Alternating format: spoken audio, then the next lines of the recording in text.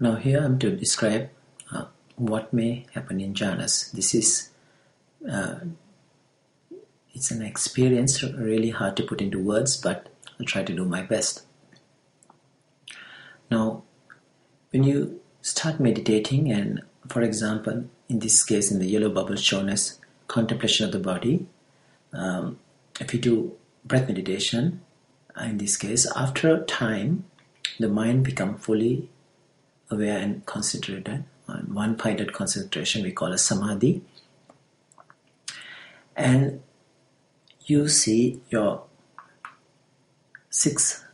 basically five senses disappearing. This is the first jhana, first rupa jhana, and in the second rupa jhana, your applied and sustained thoughts fall away. But now you're working with your mind, and there are certain changes in your feeling. There is pleasure and rapture, and finally it can end up with the fourth jhana, rupa jhana state, where there is equanimity. Now when you get into arupa jhana states, the first one is called infinity of space here, and then consciousness disappears, and it is called the infinity of consciousness. This is the second arupa jhana. In the third stage, perception disappears too, and this is called space of nothingness. And the fourth one is neither perception nor no perception. This is the fourth jhana. Now let's try to understand craving for becoming and non-becoming with our model. This is a very difficult concept to understand, and it's not very clear in the sutras. Now back again, this is our first jhana, second jhana, third and the fourth jhana, ending up with equanimity. But you see there is still craving. For example, as I shown in my previous slides, the red star shows the craving. Craving is still there, and there's becoming. The craving for becoming is still there. You're still in the samsara. This is basically applies for a non-enlightened being where there is craving. It's different in a fully enlightened being. There is no more craving. So there is becoming, the craving for becoming here.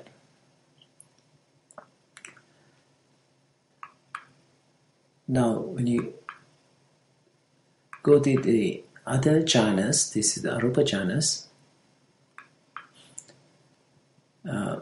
First, infinity of space, infinity of consciousness, space of nothingness.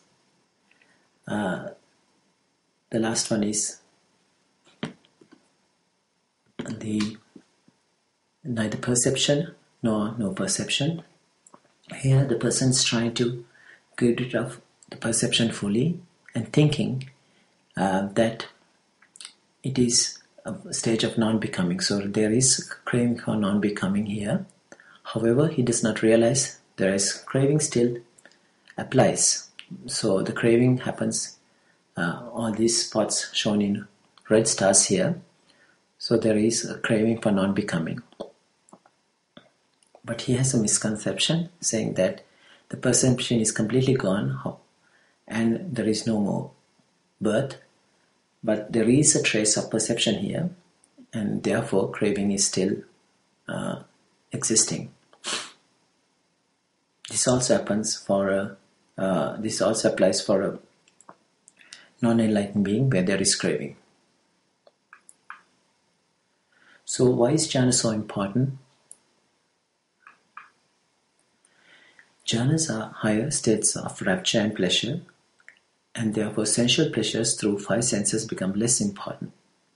They provide protection to the mind from sensual desires when necessary. So it's something like you have a higher sense of pleasure through jhanas. Therefore, inferior pleasures like through five senses are not attractive anymore. So there is a protection to the mind for people who practices jhana. And the second point here is they are also important to fully realize the gratification, danger, and the release of the five senses. The only way you can fully appreciate the sensory world is when you get out of this realm. For example, when you are practicing jhanas, only we can really appreciate the sensory realm. I'm trying to show this in illustration here. When the tadpole is in the water, he never realizes the true nature of water. When he becomes a frog, eventually he knows, he says, now I really know what water is. So he realizes what water is when he gets out of the water. Just like that, when you are in the sensory realm, you cannot really appreciate the sensory realm. When you get out of the sensory realm into jhana realms, you can know what is really happening in the sensory realm. And you can appreciate the danger, the gratification, the danger, and the escape from the sensory realm. Now, to summarize all this, I came up with a metaphor here. Imagine there's a factory of being. And this factory has 6 corporations. These are our 6 senses. For the production, the raw materials are brought in. They are the objects for the eye, sounds, smells, taste, and touch. And there should be a power supply for this factory. This is the craving. And the products are basically your feelings, perceptions, mental formations, and consciousness.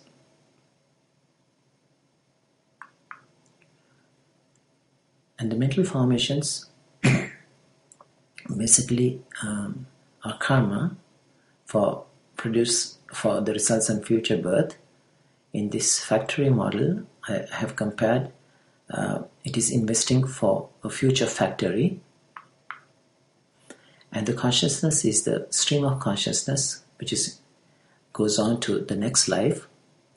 I have compared here this for information transferred after closing of the factory to generate a new factory. So the blueprint of the factory is transferred for the future factory.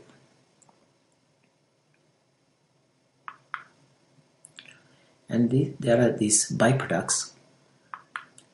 Some examples are shown here: anger, envy, and grief. Basically, we all live with these byproducts because of a distorted perception. We really don't see in day-to-day basis how our 6 senses work, where the raw materials are brought in, what is the power supply, what are our products. We have no idea.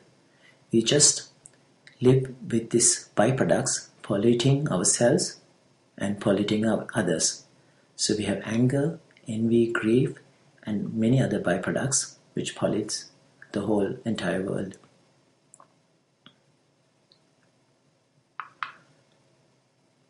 Now, when you look at carefully, you want to know, is there anybody controlling this, CEO of a company?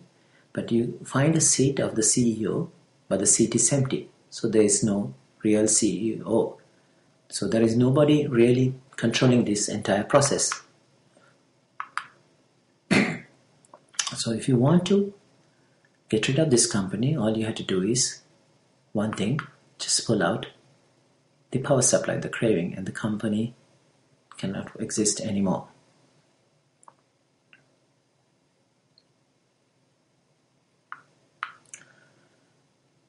Here are the results. The majority of components and interactions of the model were compatible with the sutras examined.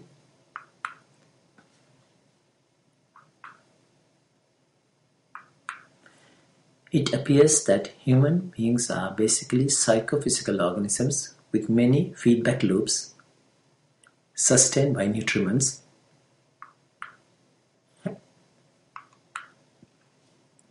The personality view, this is mine, this is me, and this is myself, is an illusion based on misconceptions about the five aggregates, and beings cling to it. Some call this the ego.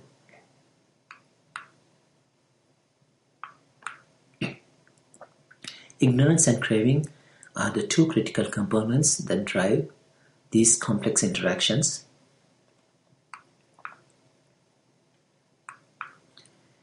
With removal of ignorance and craving, the organism will cease to exist.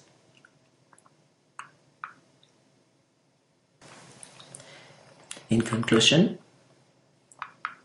this model shows that human being is nothing but a collection of five aggregates, a complex and rapidly changing or impermanent psychophysical organism, or name and form, sustained by nutriments, driven by craving in the background of ignorance.